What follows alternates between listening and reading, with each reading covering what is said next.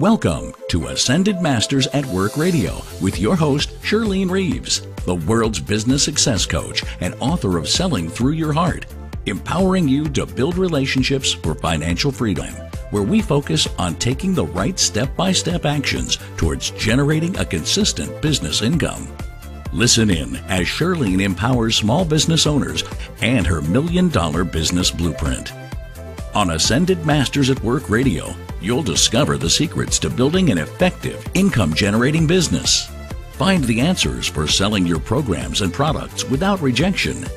Get the solutions for building a strong financial foundation. Coaching with Shirlene Reeves and her guests. How to develop integrated programs so compelling that your clients can't resist saying yes. Now, let's welcome your host, business success coach Shirlene Reeves.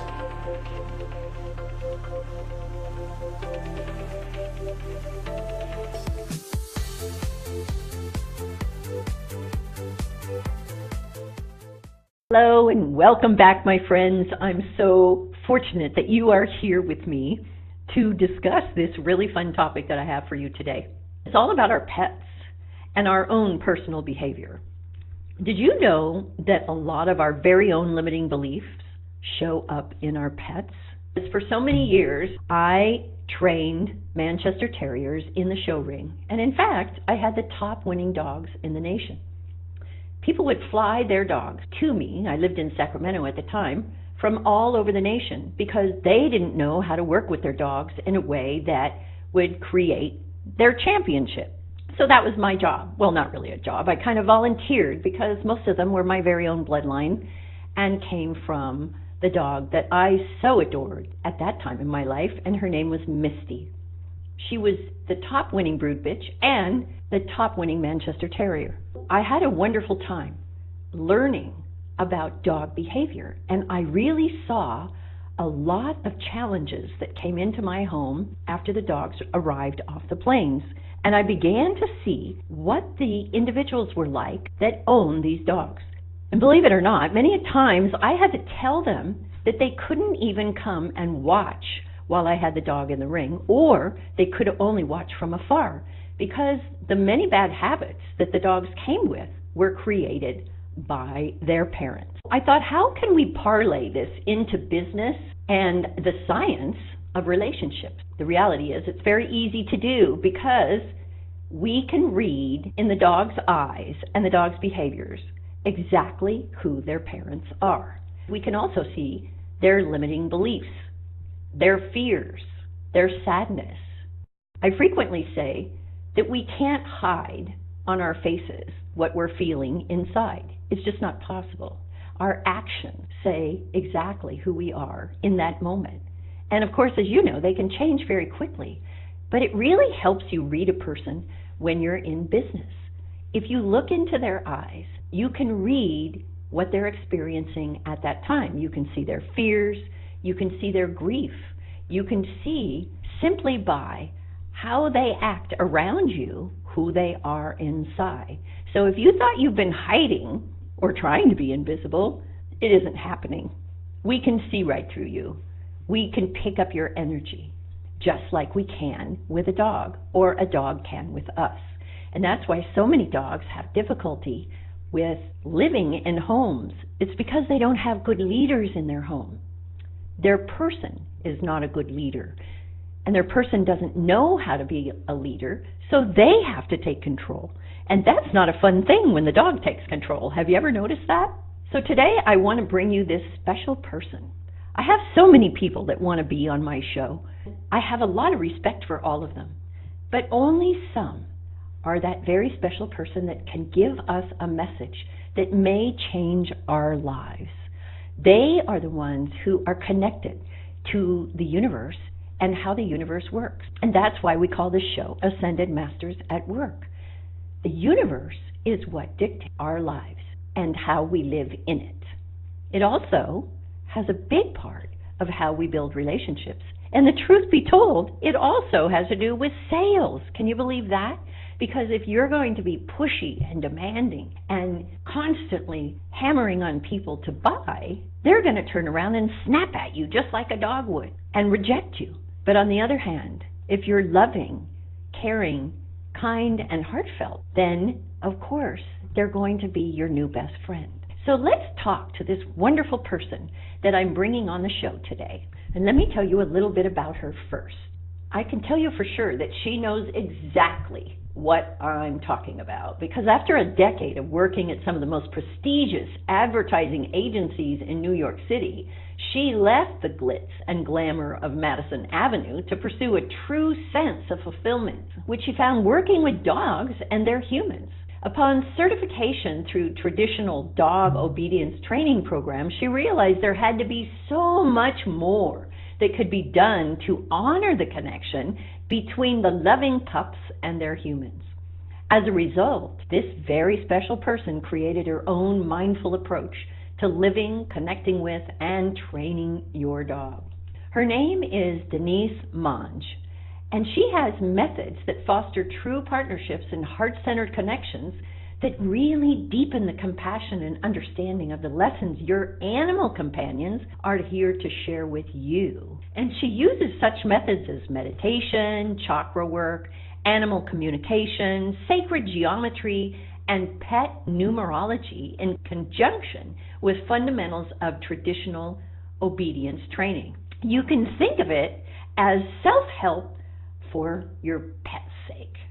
And I know you're going to love this because I loved talking to her when I interviewed her before the show. She is so insightful and so intuitive when it comes to pets. I think you'll be surprised at how much you'll learn in this show. So let me introduce you to Denise Mange. Hi, Denise. I am so excited that you're here with us today because you have some insights that most people don't have at all. What I really love is that you work with the dogs in a way that not only provides regular obedience training, but also you get into their minds and you really think about what it is that they're thinking so that you can support them along with their owners. Now, I'm just going to preface this by saying that down here in San Felipe, I think I shared with you that I work with 84 different dogs in the shelter here so that we can place them in homes. And I think the biggest challenge that we have is supporting them in overcoming fear. So I'd like you to answer two questions. First of all, how did you start blending chakra training in with the obedience training? What brought you to that? So Shirlene, thank you so much for having me on your show, connecting with your listeners. This is just such a great opportunity. And it's wonderful the work you do for our furry friends. So thank you so much for that aspect of your contribution to the animals. You know, it's a really interesting story, the way that I brought the chakras into the traditional dog training. We are at a point in time now where our energies are so interconnected, and you know, we're at a place where we constantly have to look at things through a holistic picture, right? Think about the way we exercise or we eat. We're a lot more mindful than we used to be. You know, instead of doing like jazzercise, we're moving towards practices like yoga that give you the, you know, the physical stimulation, but you're also dealing with, you know, the mental and spiritual aspects of yourself, because we can no longer come from a place of separation. And so the same holds true for humans with their animal companions, right? Our energies are so intertwined that when you look at living, training, or connecting with your animal companion, you can't separate traditional training from energy. And the way I came to realize that is, you know, I started with a background in advertising, which in retrospect was a fantastic way to learn more about energy and observation, because advertising is all about picking up on trends and motivations and people's unmet needs. So when I decided advertising was no longer the career path I wanted to pursue, and I moved into traditional training, I learned all the positive reinforcement techniques. So I learned how to teach a dog how to sit and stay and, you know, manage those unwanted behaviors like barking on leash. But what I started picking up on was that the training wasn't enough in a lot of circumstances. So if we did everything right, quote unquote, from a training standpoint, but we still didn't see shifts in the animal companions' behaviors, I started picking up on the energetic trends behind the situation. So, whenever I was called in for a dog with on-leash reactivity, I started noticing that there was a lot of turmoil in the household. Maybe the pet parent was between jobs, or they didn't feel secure in their relationship with their partner or their children. So I started realizing that we had to address a lot more than just the traditional aspect of training. And that's where the chakras came in. With the chakras, it was really quite fascinating because the chakras had been with me since high school.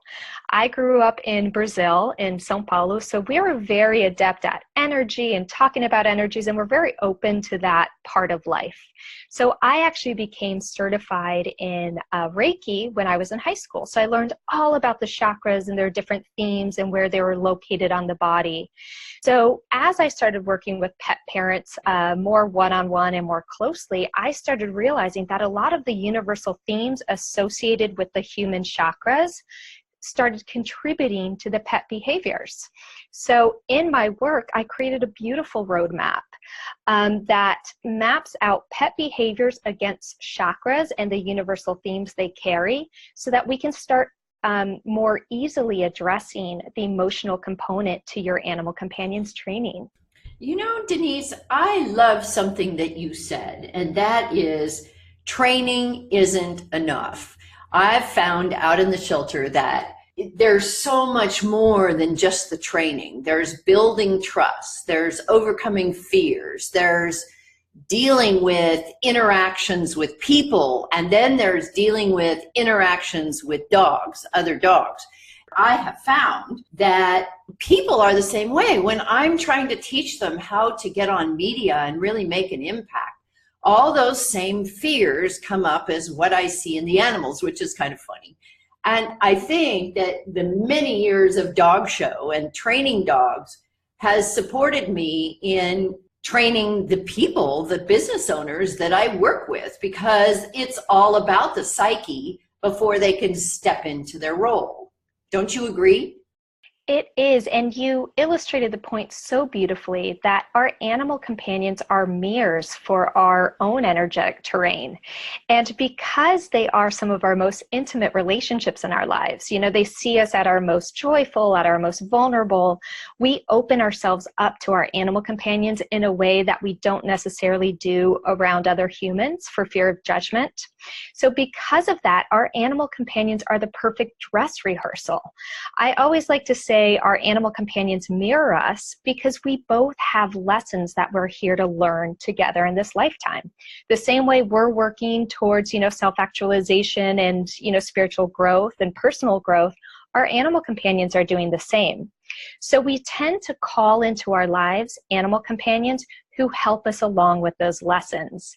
So one of my favorite lessons that dogs have really taught me is how to step into my own benevolent leadership and my own authentic truth.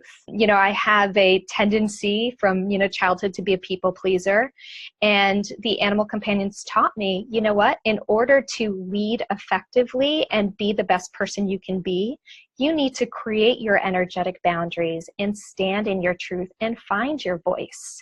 And that doesn't mean it has to be in a dominant way that, a lot of people think of dog training in the past. It's really about teaching each individual to find their own voice and step into their own power in a way that is authentic and works for them. So you are absolutely right. The animal companions mirror us, and they help polish us and prepare us for the bigger projects in our lives. Absolutely. And if you want to be a leader, listeners, if you want to be a leader and lead communities and you have a dog, then look at how your dog is responding. Because if your dog isn't responding well to you, you're probably not a very good leader just yet. And the dogs always want you to be a leader. They don't want to be in control because they get so lost, don't they, Denise? They do. I always say it's sort of like if you look at any president coming into power the day of inauguration and then for 4 years later, the stress is palpable. You can see it in their physical manifestation. So our animal companions want us to be leaders, not so that we're, egoic or we're imposing our will upon them, but it's so that we can take that pressure off of them. They can rest assured knowing that, they're taken care of, they're safe, and they can be as happy and healthy as they can be. And you're stepping into your sovereignty. So it's a beautiful collaborative experience. Yeah, and I think they always want to be guided with love. I see so many times people will call their dogs to them, and if they didn't come right away, they get punished. And we all make mistakes. I say that in every one of my trainings. We all make mistakes, and we've got to show love to whoever we're working with at that time and let them know they made a mistake in a gentle way, correct it, and then let them do it right the next time. And I think that's a big part of the psyche that assists in overcoming fear. And that's what I want to go back to. What is it you do, Denise, that really makes a difference when it comes to fear? And I think we'll answer that question when we come right back. So give us just a minute and we'll see you soon. Hi, this is your coach, Shirlene Reeves. And I'm kind of wondering, are you tired of spinning your wheels at networking groups? I mean, I know you love them, but how much money are you making for the money that you're spending?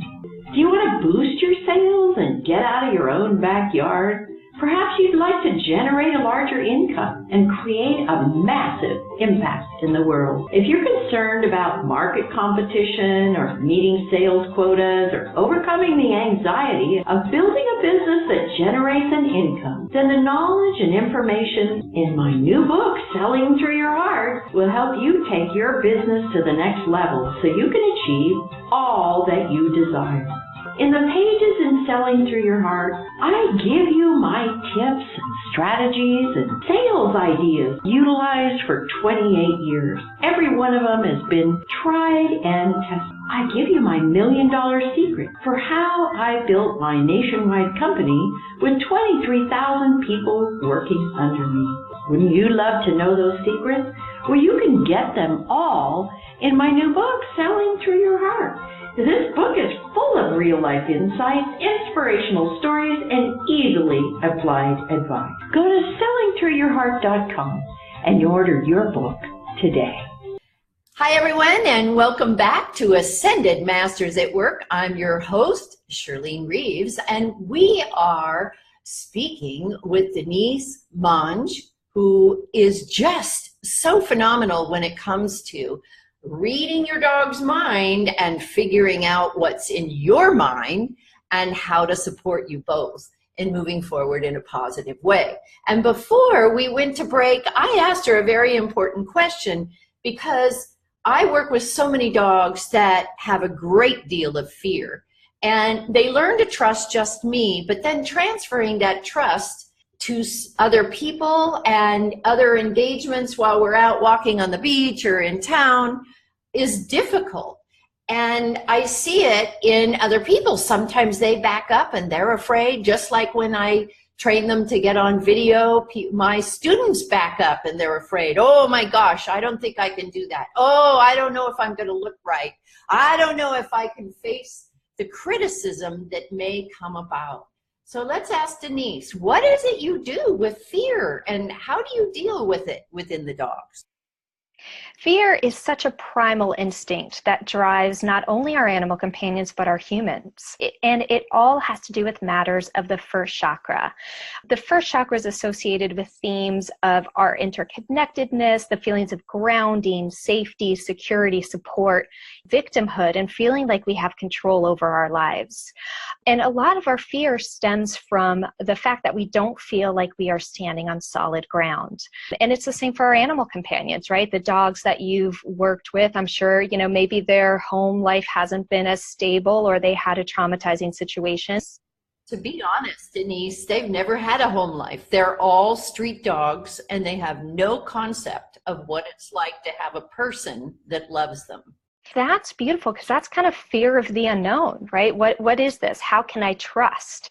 So fear, it's very strongly rooted in the first chakra, the fourth chakra, but also the third chakra. And the human component really comes in strongly with the third chakra, and I'll explain. So the first chakra, again, it's feeling grounded, safe, secure. The first chakra also is all about that connection to your mother, your first maternal figure. So, for dogs who haven't had a home, the first human that they interact with might be the equivalent to our first interaction with our maternal figure. So it's interesting how any dogs who have that deep-seated fear, we always want to look at our kind of surroundings, our financial state, and also our relationships with our maternal figures, because those are where we learn to trust first and we feel nurtured and protected. It also has to do with the fourth chakra, and I love this because a lot of pet parents, in particular the pet parents who rescue dogs, they have a huge fourth open heart chakra. They are compassionate, they are loving, they are generous in spirit, but sometimes they don't know how to turn that lovingness towards themselves, and they overgive. That's where kind of the people-pleasing tendencies come in. With our dogs, they're learning to trust as well, right? So they're opening their fourth chakra, the humans are opening their fourth chakra, and the dog is going to teach them to set up loving boundaries for themselves and how to love themselves unconditionally. Because a lot of times, we're great at loving an animal and just, pouring ourselves into them, but we don't show ourselves the same compassion. So in working with animals, and especially with our fourth chakra, we learn to turn that same compassion inward towards ourselves. The beauty about the third chakra, right, is the third chakra is all about stepping into your own power and feeling empowered and not self-sabotaging with perfectionism. It has to do with I do and taking action and responsibility.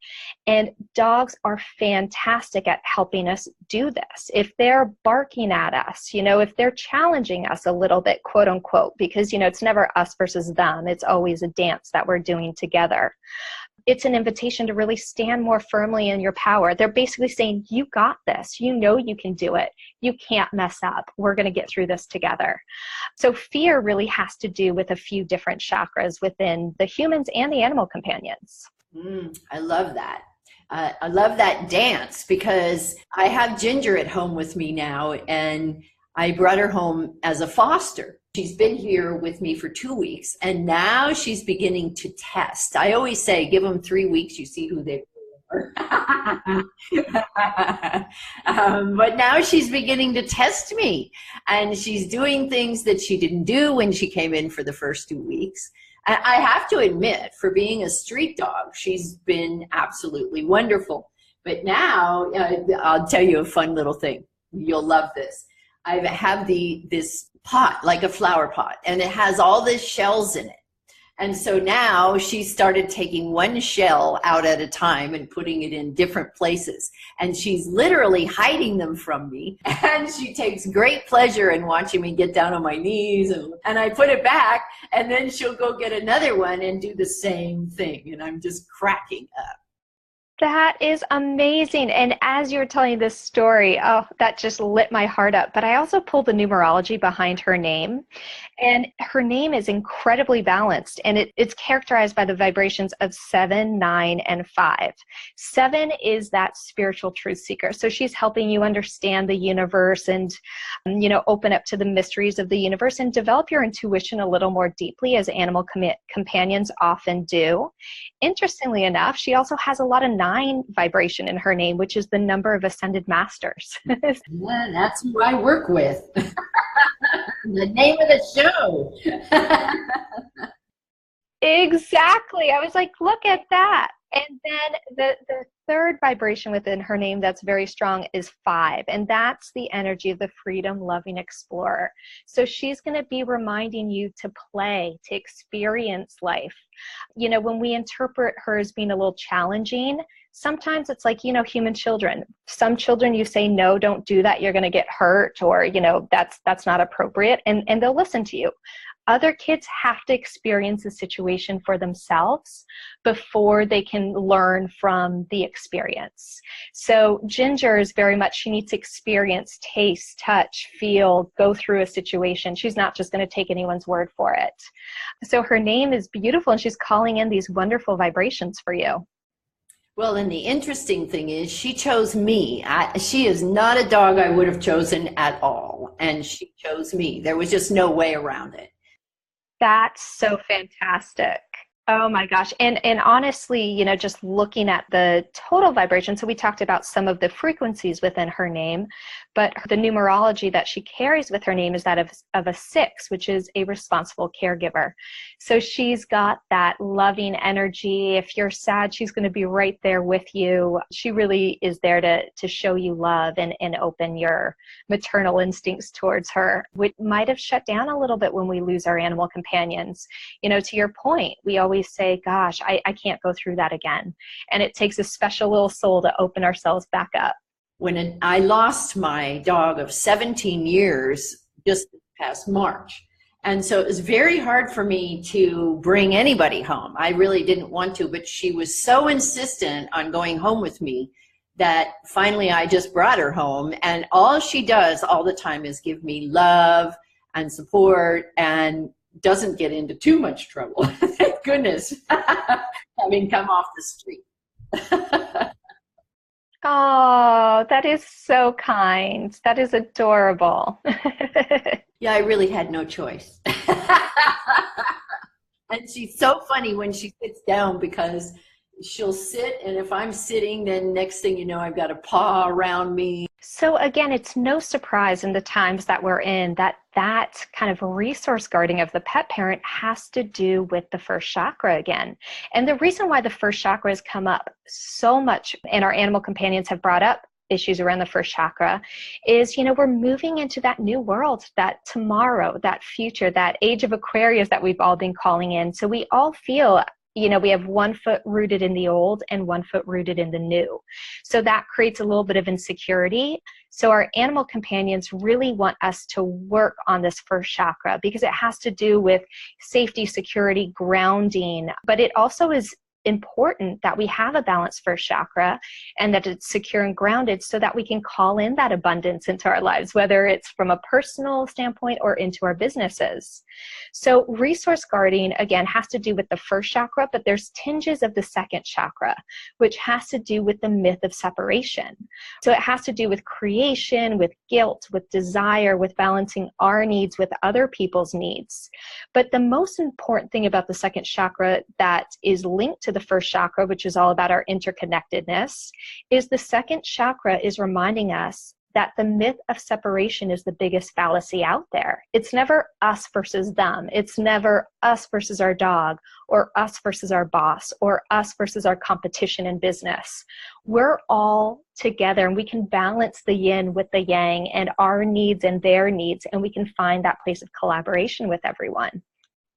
So whenever our dogs are getting very aggressive at other people, or you know, kind of guarding resources or guarding us, we know that we need to be a little more grounded, a little more secure for them, and remember that we're all in this together, that no one can hurt you, because everyone's part of the dance, of the flow, of the yin and the yang, part of your bigger lesson.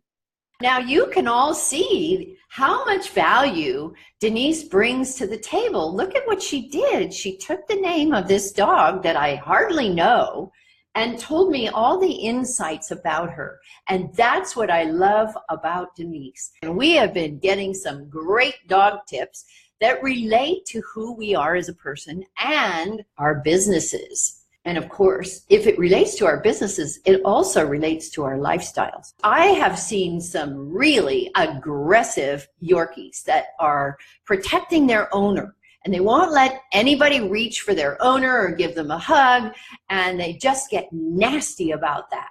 What does that mean, Denise? What do we do about that? So of course there's the traditional obedience training, right? Because that foundation is super important. We want to work with our animal companions, creating positive associations through desensitization, which is a fancy way of saying, use treats as people approach us, or have strangers coming in at a safe distance, then have them walk away. And as they walk away, your dog gets a treat.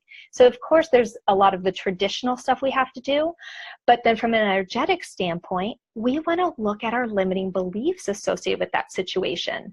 So if we can identify, oh my gosh, all right, my dog is bringing up issues of the second chakra for me, we can go to the limiting beliefs that are already associated with the second chakras, which tend to be like, I feel ashamed about some of my true emotions and desires, or I feel guilty if I'm living a fulfilling life and others around me are not, or I feel insecure when there's change to my routine. Limiting beliefs associated with our chakras provide great jumping off points so that we can go deeper and peel back all the layers of the onion until we find the energetic core issue that your animal companion's bringing up for healing. And if that's a little too complicated, we can even start with, all right, when my dog barks at someone or they're kind of protecting me, what's the emotion I feel? So we think of what emotion comes up for us and where in our body we experience it. Because what we want to do is get to the emotional resonance, the core essence of that vibration, so that we can identify where else in our lives do we experience similar situations. Is it at work? Does the emotion elicit any memory or past experience or broader patterns in our lives? Then we can identify, oh my gosh, I always feel that similar frustration or fear at my meetings at work. When I have something to say, I don't know if I'm going to say it or not. I have that same feeling in my belly. Once we've identified that feeling, we can say, what's the belief that characterizes the experience or pattern? And it might be, I will feel judged. They're going to know that I'm a fraud. They're going to see through me, or there's someone better than me to communicate this idea. Because once we've identified it in that manner, then we're ready to change the story. But you can't change the story unless you know the history of it. So our animal companions are fantastic at bringing up these patterns and energies and vibrations that help us identify broader patterns in our lives that we're ready to release and replace with a new truth, a new affirmation. And that's what life is, right? It's about growth, finding those trends and patterns that no longer work for us, and we up level to include better ones in our lives that are more serving. That helps us be better pet parents, better parents to human children, or better siblings or caregivers, whatever we are. But it also Thank you for joining us on Ascended Masters at Work Radio.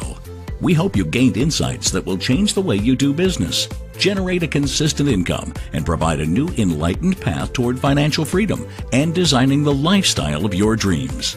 And if you simply can't wait to purchase Shirlene's book, Selling Through Your Heart, empowering you to build relationships for financial freedom at sellingthroughyourheart.com. helps us be better business people because we're streamlined, we're running in our authenticity.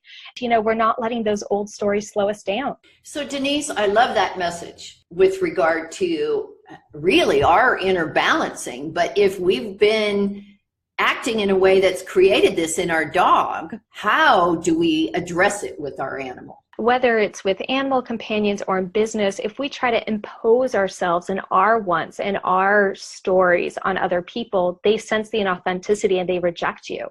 So really, whether it's in sales or with animal companions, we're trying to find the common ground. We're trying to come at it through a heart-centered point of view where we're trying to understand where they are before we try to shift behaviors. Otherwise, there's just, you're not as effective. Things might work short term, but if there's no trust, no compassion, no seeing things through each other's eyes, there's no palpable results. And what a beautiful dress rehearsal that the animal companions are providing for us, not only for us in business, but even on the global stage. Right now, it's times are so polarized. People have very polarized political point of views, socioeconomic point of views on climate change. Rather than attacking each other, trying to impose ourselves on each other, it's about finding the common ground and creating the conversation and compassion to breed that change.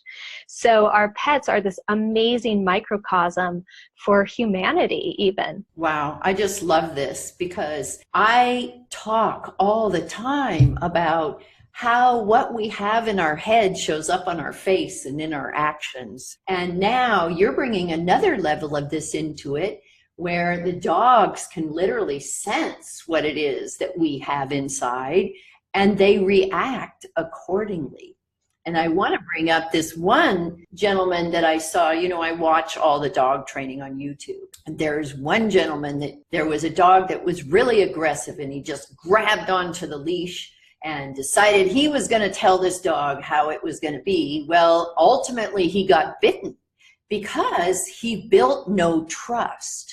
And that's what happens in business too with sales, which is so close to my heart. We try to sell people and we get bitten, we get rejected, we get taken aback because we haven't taken the time to build relationship and build trust. And that's the same thing that happened with this gentleman.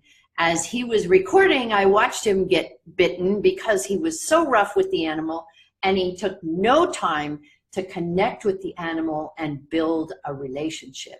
So Denise, this is why I love what you do, is because you think down the same lines as I do. You think with your heart. You can see in the dogs, very similar to what I see, what their pain is, and then it extends to that owner, right? Yes, you bet. So 2 things, if I may.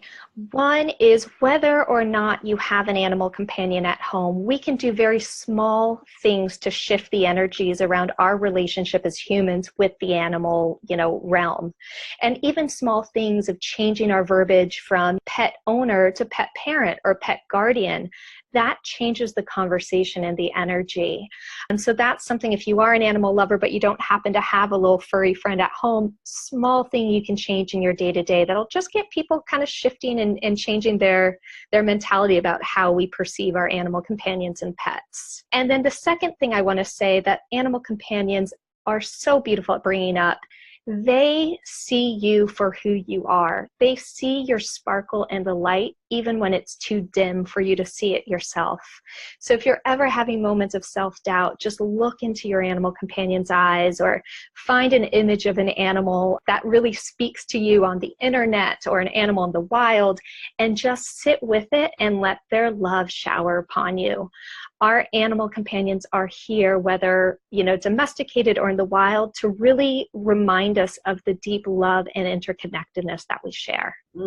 That was beautifully said. Oh my gosh, I never could have said that better myself. Nice job.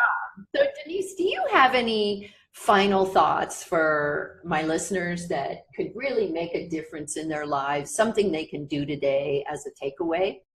You can always follow me on social media. I'm on there as @Denise_trainer, as in dog trainer. And then I always invite people to visit my website, petprana.com. And on there, it has all the in-person classes I offer, the workshops, and also a lot of online classes because, we are a global community now and the internet has afforded us a way to connect with people all over the world, which is fantastic. On my website, there's also a lot of free resources, including one that if you click on, have you seen me on an interview? It's a wonderful PDF about the top 7 things your pet wants you to know. And that's just something that I compiled after working with humans and their pets and doing intuitive pet readings. And there were 7 themes that came up pretty strongly over and over and over again. So I put it into a PDF as a thank you for anyone who's interested in learning more. That is just absolutely beautiful. Thank you for that. You bet. This has been such a beautiful conversation, and it's so nice to connect with someone that is as loving towards animal companions as I am, and I'm sure as many of your listeners are as well. Thank you for that. That's absolutely beautiful. Oh, thank you, and thank you for creating this wonderful platform and sharing your listeners with me. All right, Denise. Well, thanks so much for being with me today. I'm sorry it went so fast, but it always does when we have such great topics and really, really great guest experts. Thank all of you for joining us today. I know that if you're having challenges with your pet, Denise is your answer. She has such a loving spirit, and you can hear it, I think, right on the show. So reach out to her, and you might also want to get the top 7 things your pet wants you to know. That'd be pretty cool, right? Until next week, see you then. Have a great week and many happy relationships. Thank you for joining us on Ascended Masters at Work Radio. We hope you gained insights that will change the way you do business, generate a consistent income, and provide a new enlightened path toward financial freedom and designing the lifestyle of your dreams.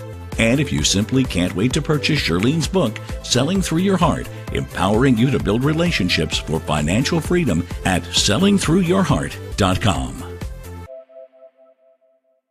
Bye-bye.